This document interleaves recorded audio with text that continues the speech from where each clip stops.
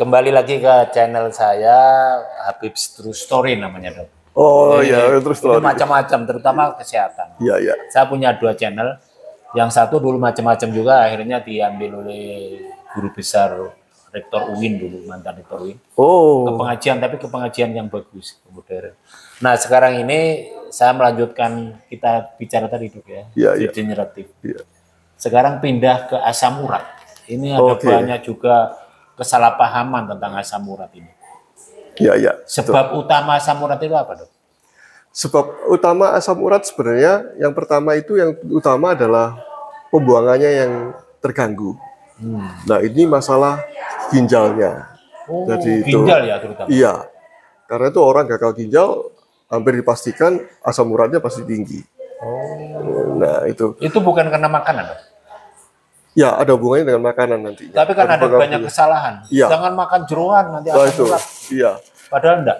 Padahal sebenarnya bukan itu. Jadi mengapa ginjal kita ini gagal membuang kelebihan asam urat itu? Iya. Itu karena kembali lagi faktor gula. Sebenarnya gula ya. Gula tidak secara langsung mempengaruhi ginjal, tapi karena gula yang tinggi, maka ada namanya hormon insulin kita tinggi. Ketika seseorang kadar gulanya relatif tinggi terus, maka insulinnya juga tinggi terus. Nah, insulin inilah yang mempengaruhi ginjal, sehingga ginjal itu gagal membuang asam uratnya itu. Kita itu selalu ada keseimbangan. Asam urat itu sebenarnya penting sekali untuk antioksidan juga, Pak. Oh iya, ya. Jadi antioksidan yang terbaik sebenarnya. Asam urat itu diperlukan juga. Iya. Cuma jangan berlebihan. Iya, betul. Jadi tidak benar makanan kacang-kacangan menyebabkan asam urat. Bukan sih. Asal gulanya itu relatif rendah, itu tidak masalah. Contoh saya jadi sendiri. Gula dulu Iya, semua sekarang ini akar masalahnya di gula. Ya. Contoh saya ini sudah 7 tahun tidak makan nasi ya. Jadi menghindari karbohidrat yang tinggi. Jadi kami karbohidratnya hanya dari bumbu masakan saja. Diganti apa, Dok? Jadi kami tidak makan karbohidrat itu, maka sumbernya dari protein dan lemak terutama. Lemak dari mana, Dok? Dari makanan, dari ya daging ayam, ikan, itu pasti di dalam proteinnya pasti ada lemaknya. Oh, itu sama dengan karbo. Pengganti karbonya. Jadi menggantikan sumber energinya dari situ. Kalau coconut oil itu bagus juga. BCO. Oh iya, BCO. Itu bagus juga karena BCO ini sebenarnya paling bagus ketika seseorang ingin mengubah bahan bakar dari bahan bakar gula menjadi bahan bakar lemak. Jadi sebenarnya manusia sekarang ini, orang-orang sekarang ini tabungan lemaknya banyak sekali kan, banyak obesitas.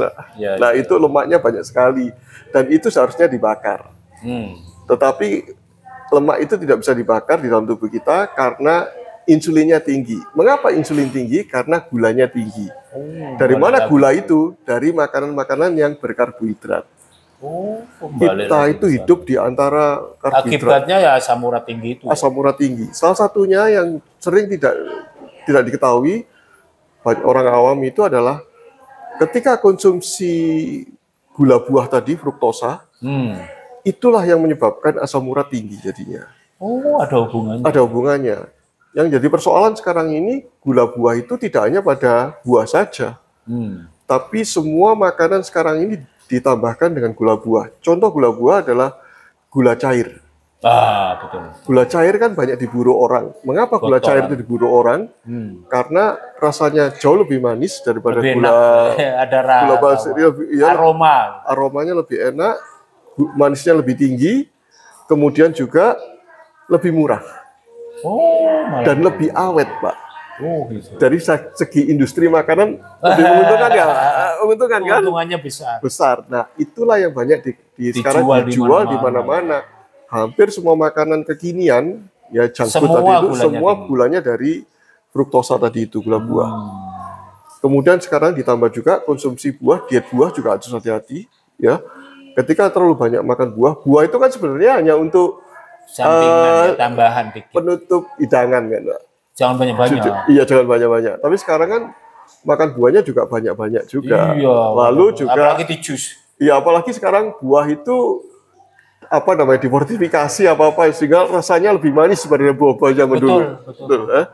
itu kadar gulanya tinggi. Nah, gula buah yang disebut sebagai fruktosa itulah yang memicu timbulnya asam urat. Dengan berbagai... betul dok, asam urat itu juga karena makan pisang? Kalau kebanyakan pisang kan buah juga. Iya. Nah, kalau kelebihan buah, iya betul. Ya secukupnya. Sebenarnya saya bukan anti buah, tetapi kalau makan buah sebaiknya sebagai pencuci mulut atau penutup bidara, tidak usah banyak-banyak. Lalu kurangi konsumsi makanan kekinian seperti teh yang dalam kemasan, itu mengandung fruktosa tadi itu. Iya. Minuman ringan itu fruktosanya tinggi tadi Pak, sekali itu. Jadi pasti manis. Roti-roti sekarang juga ditambahkan dengan manis. Gula cair tadi itu kan. Sudah roti ditambah gula yang bubuk itu. Iya. Nah, donat. Waktu puasa kemarin kan juga promosi dari itu kan. Ya bukalah dengan yang manis. Padahal maunya itu jangan itu. Bukan itu, ya. Formal. Itu kan hanya iklan dari minuman saja. Ya, sirup kan. Nah, sirupnya itu mengandung fruktosa. Nah, itu yang menyebabkan asam urat kita meningkat. Sebenarnya itu yang ditakuti, bukan dari jeroan, bukan dari seafood, bukan itu. Makan jeroan, makan seafood itu aman. Asal kita tidak terlalu tinggi gulanya. Justru gula. Saya sampai takut makan udang, loh. Enggak, saya makan jeroan hampir tiap hari, Pak. Oh, masa? Iya. Jeroan ayam gitu itu ya. Enggak masalah. Saya padahal suka babat itu. Iya, bagus. Nah, satu lagi yang kalau kita asam urat tinggi, maka hampir bisa dipastikan kalau Anda punya asam urat tinggi, hampir dipastikan Anda menderita darah tinggi juga. Iya, betul. Nah, saya normal, dok. Iya, jadi dok, asam urat saya itu hanya 4,5. Bagus. Jadi tapi gula saya agak tinggi, dok. Berapa kalau puasa, Pak? 140. Nah, itu yang nanti perlu dikontrol. Iya, umur 76, dok. Iya. Kata anak saya itu belum tinggi, gitu. Mungkin dia nenangkan aja. Iya. Belum tinggi itu. Dia bilang gitu. Tapi sudah lumayan tinggi itu. Saya tidak pernah sekitar. Ini pas puasa nih, dok. Iya. Pas puasa ngaco. Nah, sebenarnya ada parameter supaya sehat yang supaya tidak terlalu cepat degeneratif tadi, Pak. Ada 5 parameternya. Ya.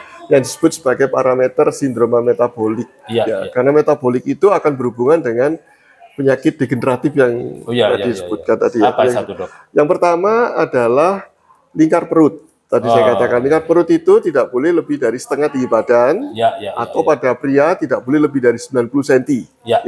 Pada wanita tidak boleh lebih dari 80 cm. Itu ya. Kemudian yang kedua adalah gula darah puasa. Nah, gula darah puasa ini tidak boleh lebih dari 100.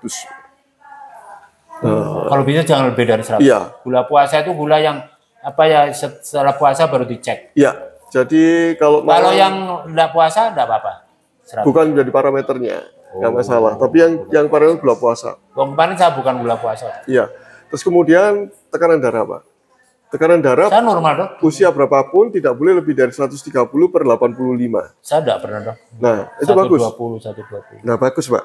Kemudian yang selanjutnya dengan cek laboratorium, yaitu kadar TG namanya, trigliserida. Itu harus di bawah 150.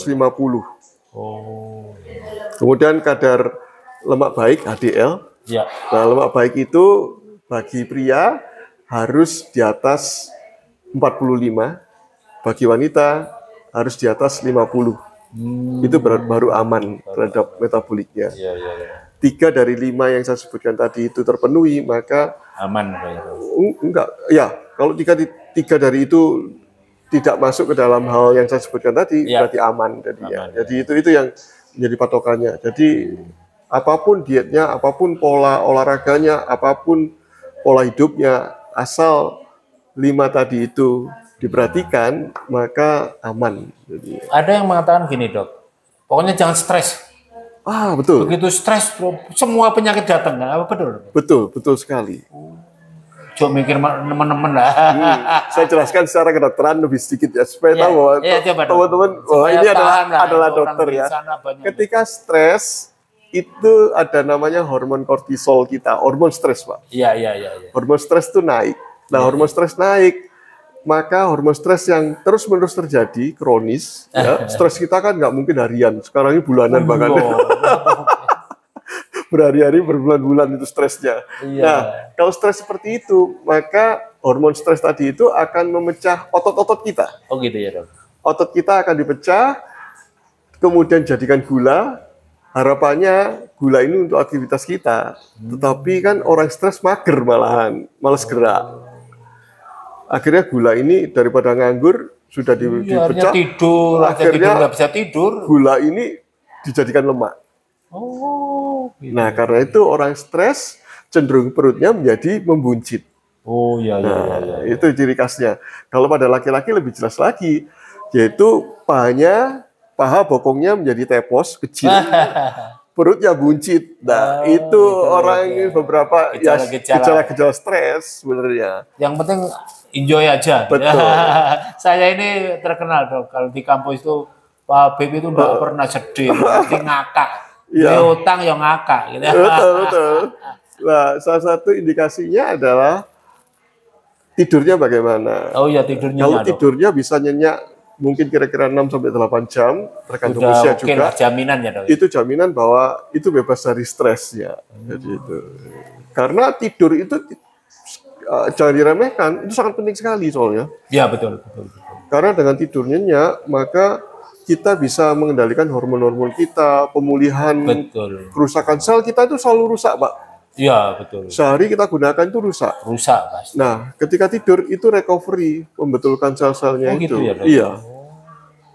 Nah, kalau sel-selnya tidak terpenuhi, tidak diperbaiki, ya kurang karena kurang tidur, maka besok dirusak lagi, malah makin banyak yang rusak.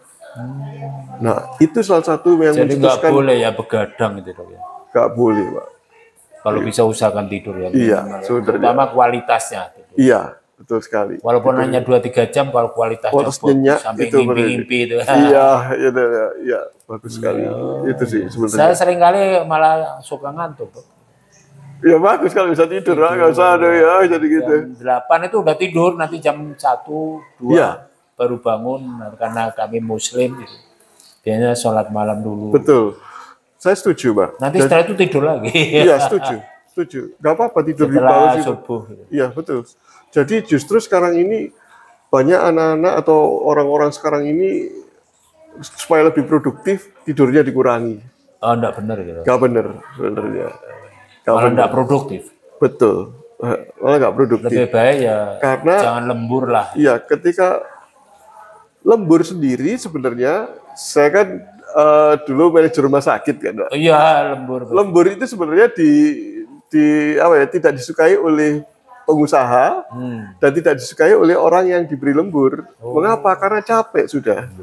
Dan logikanya lembur itu tidak efektif ya. Ini berhubungan dengan sampai malam gitu itu.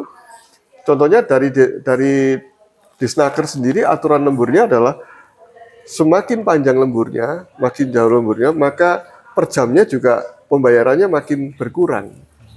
Nah, itu artinya melihat bahwa kemampuan seseorang itu makin lama makin menurun gitu kalau lembur. Perlu istirahat jadinya. Iya, istirahat itu penting, Pak. Nah, istirahat itu membuat bahkan tidur siang itu kan betul, Pak. Walaupun sebentar. Iya.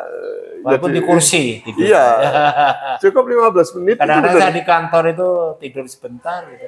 Di sofa itu. Di Cina, di Jepang untuk anak-anak sekolah harus ada waktu tidur siang. Betul. Jadi itu. Wajib itu. Karena begitu setelah tidur siang maka otak menjadi jernih lagi.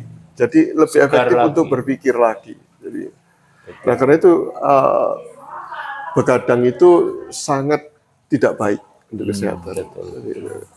Rusak semua ya, Dok. Iya, bahkan jadi kalau itu apa ya istilahnya menambah stres sebenarnya ya. Iya, pasti stres tubuhnya. Apalagi setelah begadang nggak bisa tidur karena kebanyakan kopi. Iya, dan itu sebenarnya dari kami secara kesehatan itu kalau kita begadang maka menggantinya jam tidurnya itu adalah 2-3 kali lipat daripada waktu yang dikurangi untuk begadang itu supaya kita bisa segar kembali. Ya. Sampai gitu bayar hutangnya dengan bunganya. Kalau kita kan hutang tidur jadi kalau begadang itu. Maka ketika bayar tubuh ini nagih bunganya juga. Betul. Jadi itu 2 kali lipat, 2 sampai 3 kali lipat. Itu apa betul dok? Tidur itu kalau bisa jangan setelah makan. Kalau tidak menderita penyakit asam lambung, nggak apa-apa ya? Maka nggak apa-apa. Katanya setelah makan jangan tidur. Enggak sih, Pak. Jadi sebenarnya kita itu kalau secara medis ya, logika medisnya, ketika kita makan, mesti ngantuk kan? Betul. Mengapa demikian? Karena kita punya mengaktifkan satu sistem saraf namanya. Kita punya 2 sistem saraf yang otonom yang tidak bisa kita kendalikan. Salah kaprah kalau gitu ya dok. Iya. Katanya kalau makan jangan tidur. Kalau ada penderita asam lambung saja yang enggak. Iya. Jadi yang pertama saraf tadi untuk makan tadi adalah saraf parasimpatik namanya. Itu tidak bisa kita kendalikan, Pak. Jadi begitu kita makan, kita akan menjadi rileks dan mencerna. Kita rileks karena itu ketika habis makan. Jadi nggak benar kalau ketika tidur katanya pencernaan berhenti. Enggak, justru mencerna nantinya. Oh, malah bagus. Iya. Wah, itu salah kaprah lagi. Salah kaprahnya di situ. Karena itu kita ngantuk. Karena sistem di perut ini bukan sistem stres. Tadi ada 2 saraf, saraf rileks dan saraf stres. Stres itu tidak bisa kita kendalikan juga kalau kita tidak berlatihnya. Nggak bisa. Kadang-kadang kalau stres juga BAB udah lancar. Betul. Karena tadi yang memperlancar minum, makan buah, makan karena serat itu yang mengatur pencernaan kan hormon yang berlawanan dari stres. Nah, itu logikanya. Bagaimana cara memancing hormon itu? Salah satunya dengan makan kenyang. Justru sekarang ini ada paradigma yang menurut saya yang sudah dianut, menurut saya salah malahan. Hindari makan malam, tapi tetap makan pagi yang diutamakan. Nggak benar itu? Sebenarnya menurut saya kurang terbalik. Justru kalau perlu makan malam itu yang banyak, dikenyangi. Walaupun tidak banyak lah. Ya pokoknya kenyang supaya kita bisa tidur nyenyak. Betul, Prof. Saya kalau nggak makan itu. Nah, kalau nggak makan kan nggak bisa tidur kan? Keroncongan. Iya. Nggak bisa tidur. Nggak bisa tidur. Jadi harus dikenyangi. Udah benar. Nah, kenyang ya. Jangan berlebihan juga ya. Kenyang, terus kemudian kenyang kita duduk-duduk sambil lama-lama makin tidur gini. Ya. Nah, itu yang namanya tadi sistem saraf parasimpatik tadi itu yang kita aktifkan. Rileks dan mencerna. Itu pasti. Banyak yang salah kaprah ya. Betul, banyak hal yang tidak. Jadi kembali lagi dok, iya. Degeneratif ya. Itu sebenarnya bisa diusahakan ya degeneratif. Iya. Asal itu ya faktor tadi itu pola makan, pola hidupnya, pola hidup, pola makan ya. Ya. Jadi pola makan, ya. pola gerak, olahraganya aktif bergerak, ya. Kemudian pola istirahatnya. Dan ini 3 tidurnya. Itu aja sebenarnya. 3 itu saja tidurnya. Bagaimana? Ya. Iya. Jadi itu.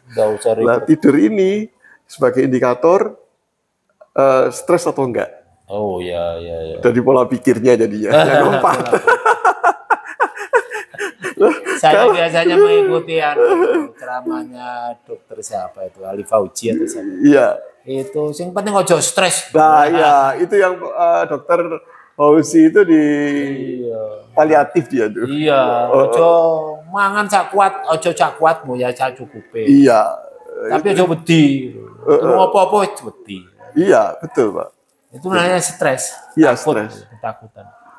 Saya walaupun gula saya agak tinggi, saya tidak takut. Ya biasa-biasa. Iya. Soalnya takutnya stres. Iya. Ini takut. Ya biasa-biasa aja.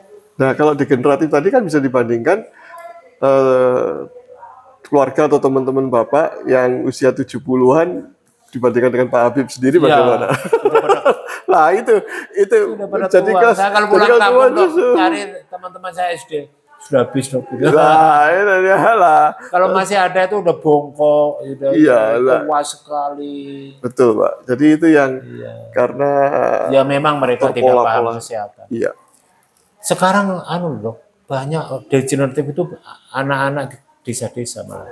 Karena mereka tidak paham tentang pola makan tadi itu, mie instan yang banyak. Kemudian makannya tidak bervariasi, hanya makan nasi sambal, ya habis. Betul. Seharusnya kan ada protein, ada ini. Iya. Kacang-kacangan, sayur. Protein penting. Itu kalau sayur mentah itu baik. Kalau dari sisi gizi bagus, Pak. Cuma masalahnya Kesehatan, sekarang ini masalah kebersihan. disinfektannya, Pak. Oh iya, iya. Nah, itu yang saya juga saya nanam sendiri. Iya, jadi karena itu kalau seperti pepaya Jepang itu saya tanam sendiri. Iya. Nggak pakai semprot-semprot. Nah, itu yang jadi sekarang ini jadi persoalan. Sebenarnya dari sisi sayurnya itu jauh lebih baik. Iya, betul. Jadi kalau kita kadang-kadang kan kita butuh vitamin. Iya, betul. Vitamin yang kita butuhkan dari sayur. Iya. Kalau saran saya lebih baik mencari vitamin itu dari sayur daripada dari buah. Karena gitu ya. Iya, karena buah itu bonusnya tadi gulanya tadi. Aduh. Iya. Kalau sayur kan ada gula. Iya, kalau toh ada sangat kecil sekali.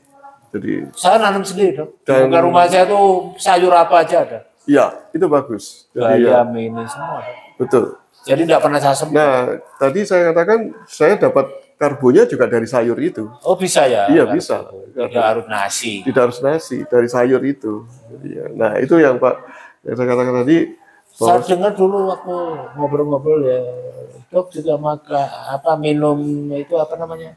Juga apa? Sarinya daging itu. Oh, kaldu. Iya. Masih, Pak, kaldu itu.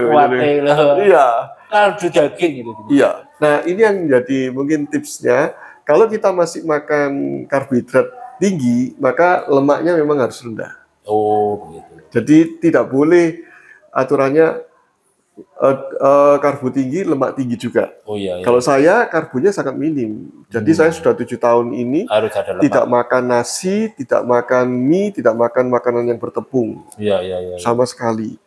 Tapi karbonya dari mana? Ya dari bumbu masakan. Bumbu kan ada gulanya, Pak. Betul. Nah, itu ada gulanya. Karbo itu sama dengan gula ya? Iya.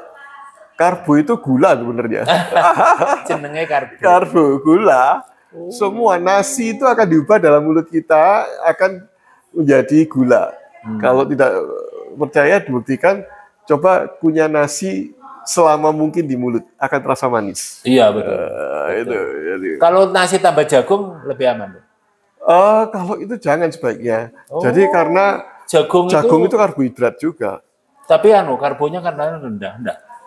Kan ada nasi, ada karbo semuanya jadi ya. Lebih baik maksud saya begini, Dok. Kalau nasi supaya tidak terlalu banyak gula, nasi itu kan nasi putih kan gulanya tinggi.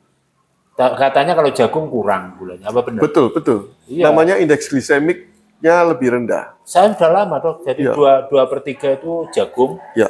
Sepertiganya nasi. Nah, itu yang saya maksudkan. Jadi boleh saja. Jadi maksud saya jangan sampai 1 piring nasi ditambah dengan 1 piring jagungnya itu kelebihan. Jadi saya campur, Dok. Betul. Jadi kalau saya tidak pernah masak nasi putih saja.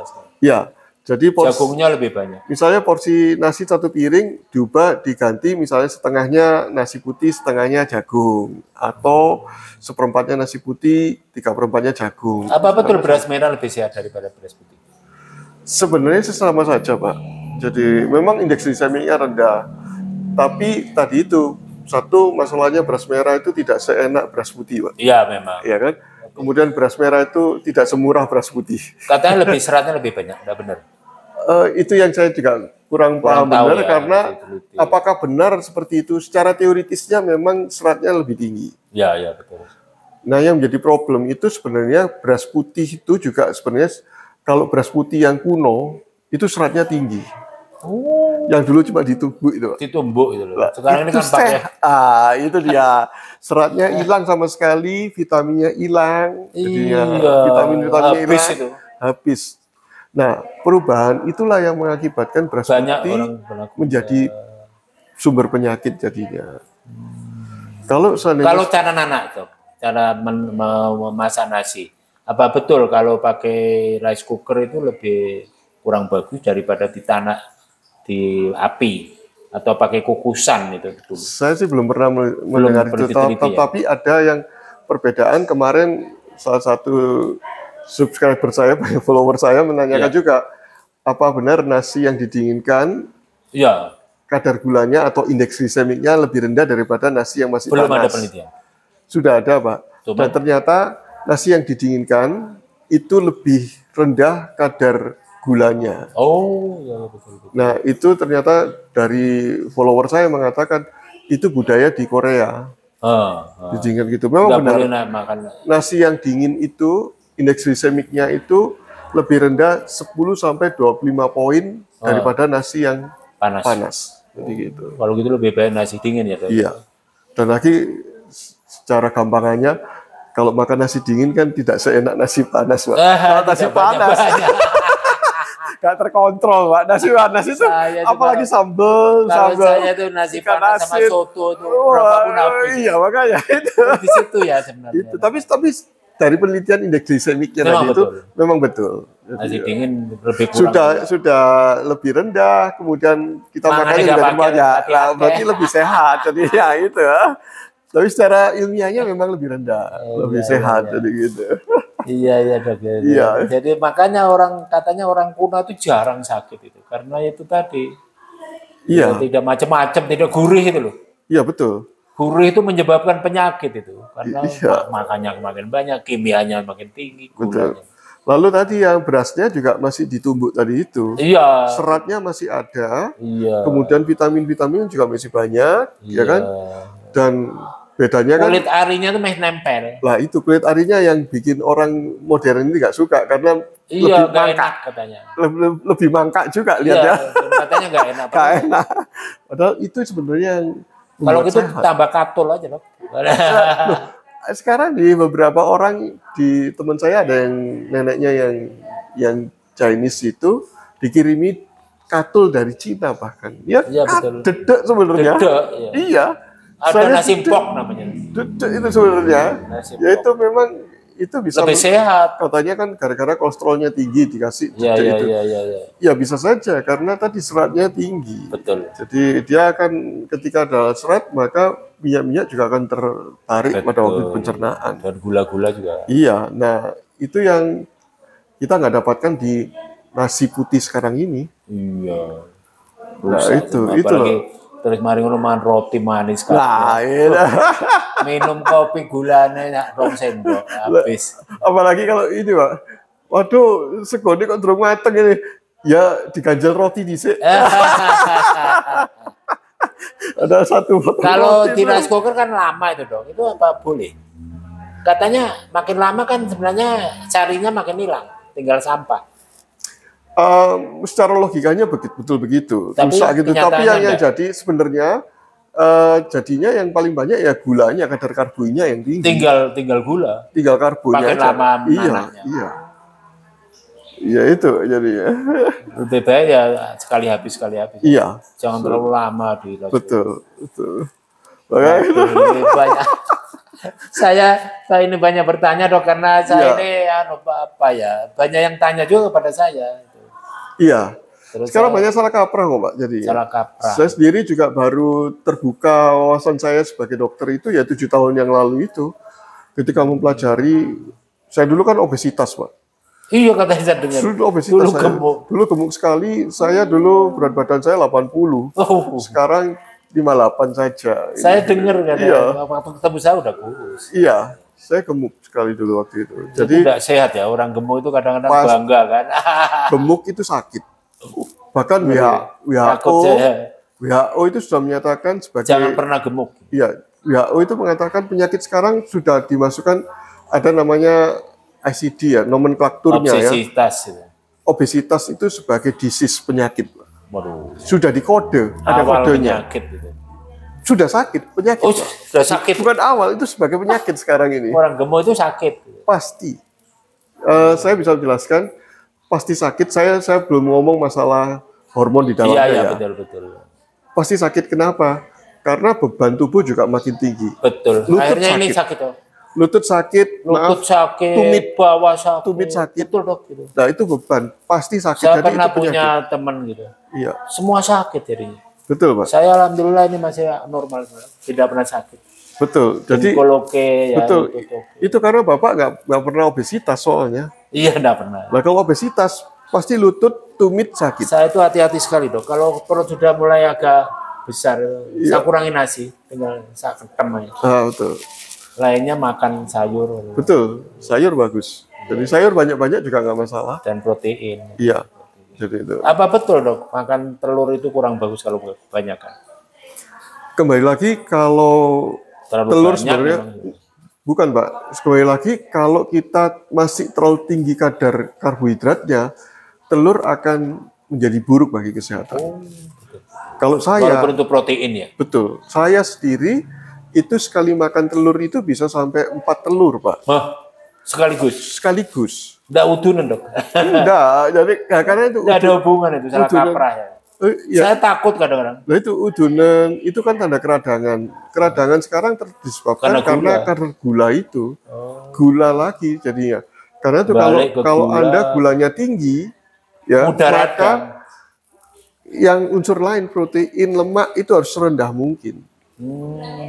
Nah kalau perlu ya makan nasi putih tok, nggak pakai lauk. Nah sekarang ini kan lemaknya tinggi, ya kan, gorengan-gorengan, terus kemudian proteinnya juga tinggi, ditambah lagi karbonya tinggi sekali, jadi itu yang rusak. Jadi kembali lagi telur itu aman asal kita tidak terlalu banyak makan karbohidrat. Kami pun mungkin sekeluarga ini berempat ya. Iya, telur 2 kilo itu bisa seminggu atau paling lama 2 minggu saja. Jatah kami. Jadi sering makan telur, nggak masalah. Nggak masalah. Karena gitu. telur walaupun likorn. Iya, telur itu sebenarnya. Tidak harus ayam kampung ya dok. Iya, jadi kalau di Amerika memang menganjurkan untuk ayam kampung itu. Iya. Tapi kalau sekali lagi kita dari sisi nutrisinya, makronutrisinya, sebenarnya relatif aman, nggak masalah. Nggak apa-apa ya. Nggak apa-apa. Karena telur itu kan kandungan nutrisinya sudah paling lengkap. Iya betul. Lengkap sekali. Dan disitulah kita butuh untuk kelengkapan itu. Yang terakhir dok, itu susu bubuk itu sehat nggak dok? Nah itu susu bubuk itu yang kadang-kadang tambah gula itu dok. Tambah gula. Apakah tidak ditambah tepung? Bisa jadi. Lah itu dia. Tepung pasti ada. Lah tepung itu yang juga gula kan jadi ya. Sudah tambah gula, ditambah tepung. Tepung itu kan akan diubah menjadi tepung itu jenis karbohidrat. Nggak mungkin ya susu bubuk, susu tok. Nah itu makanya kejujuran pabriknya bagaimana? Itu dia. Saya juga tidak berani menjawabnya. Kalau ada tepungnya, tepung itu adalah satu karbohidrat simple. Karbohidrat simple itu adalah karbohidrat yang mudah diubah menjadi gula. Dan itu yang disebut sebagai kadar indeks glisemiknya tinggi, lebih tinggi dari nasi sebenarnya. Nah itu yang menjadi pertanyaan tadi, saya tidak bisa menjawab langsung dari Pak Abdul itu. Apakah susu bubuk itu aman? Nah sekarang pertanyaannya, apakah dicampur tepung nggak? Nah, pasti tepung. Lah itu tepung dengan perasaan kan? Lah itu. Susu kalau dibikin tepung itu kan sedikit sekali. Jadi. Betul. Pasti ada. Betul. Baiklah dok, ini jangan lama-lama ini karena kadang-kadang penonton saya bosan. Gak terasa ya. Ya, habis ini kita satu konten lagi dok tentang diet. Oke. Penting itu dok. Ya. Terima kasih banyak dok. Pencerahannya luar biasa. Semoga bermanfaat. Dan saya bersyukur karena saya ketemu dokter masih seperti dulu kan ya. Padahal udah berapa puluh tahun yang lalu. Iya. Terakhir. Iya. Gak tahun berapa ya sampai lupa saya. Udah lama sebelum pandemi kan. Iya sebelum pandemi. Mungkin 10 tahun yang lalu itu. Mungkin ya. Dan saya lihat dokter masih makin muda. Oh ya terima kasih ya. Oke, terima kasih banyak penonton. Mudah-mudahan ini menjadi pencerahan sekali lagi. Pola hidup, pola makan kita rubah, pola gerak. Iya. Harus kita rubah kalau mau sehat. Betul. Kecuali kalau tidak mau sehat ya silakan. Iya. Sakarmu. Terima kasih banyak. Saya akhiri. Assalamualaikum warahmatullahi wabarakatuh. Selamat malam. Dan satu lagi dok. Iya.